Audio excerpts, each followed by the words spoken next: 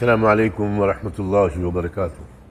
میں آج کل مہاراشٹر کے مختلف اضلاع کے دورے پر نکلا ہوا ہوں۔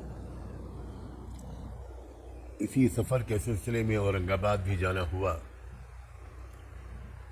وہاں میری قیامگاہ پر ملاقات کے وقت میں بہت سے حضرات مجھ سے ملنے آ رہے تھے۔ اس میں سے 2 صاحبان بھی تشریف لائے میرے پاس، اور یہ کام فقیر درویش لوگ ہیں، کچھ اسلام کی دعوت کا کام کر رہے ہیں۔ انہوں نے مجھے کچھ کتابچے پیش کیے، میں نے شکریہ کے ساتھ وہ قبول کیا اور رکھ دیا۔ اس وقت تو میں ان پر نظر بھی نہیں ڈال سکا کیونکہ آنے والوں کی قطار لگی ہوئی تھی۔ بعد میں میرے علم میں آیا کہ وہ صدیق دیندار نامی تحریک کے نمائندے اور داعی تھے، اور اس ملاقات کی انہوں نے تصویریں کھنچوائیں اور اس کو اس طرح وائرل کر رہے ہیں، پھیلا رہے ہیں، اس کے ساتھ میں یہ تاثر دے رہے ہیں میرا نام لے کر کہ فلاں صاحب کی، مولانا سجاد نعمانی صاحب کی ہم کو تائید اور سرپرستی حاصل ہے۔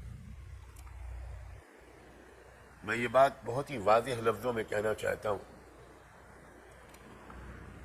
کہ صدیق دیندار فرقے کے بارے میں ہمارے علماء حق کا ایک بہت تحقیقی موقف واضح طور پر سامنے آ چکا ہے۔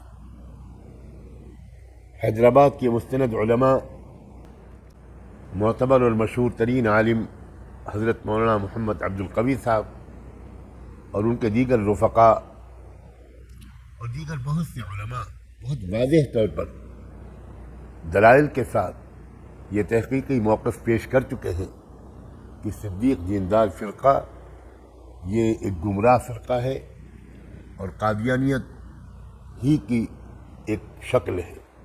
میں سخت الفاظ میں اس بات پر اظہار مذمت کرتا ہوں کہ انہوں نے اس ملاقات، اس مختصر سی 1-2 منٹ کی ملاقات کی تصویروں کو وائرل کیا اور یہ تاثر دینے کی کوشش کی کہ میں ان کا مؤید ہوں۔ حاشا وکلا، میرا مسلک وہی ہے کہ تمام اکابر علماء دارالعلوم دیوبند کا، علماء مظاہر العلوم کا، علماء ندوۃ العلماء کا ہے۔ میں انہی حضرات اکابر کا ایک ادنا سا شاگرد اور طالب علم ہوں، اور جمہور علماء کے مسلک پر چلنے ہی کو سلامتی کی راہ سمجھتا ہوں۔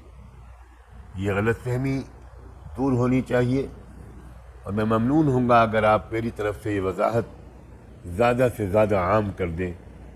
اللہ تعالی ہم سب کو صراط مستقیم پر گامزن رکھے اور ہر طرح کے گمراہی اور انحراف سے ہم سب کو محفوظ رکھے۔